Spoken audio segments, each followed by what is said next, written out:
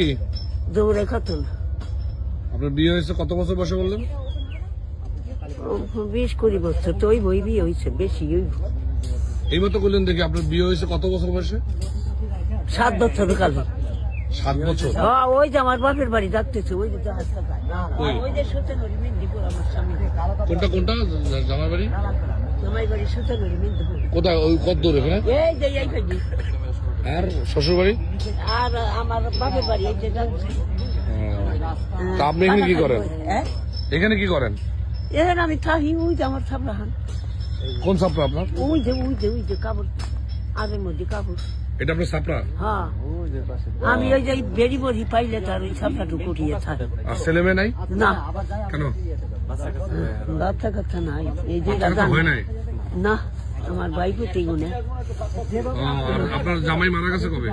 মারা গেছে 20 বছর হইল।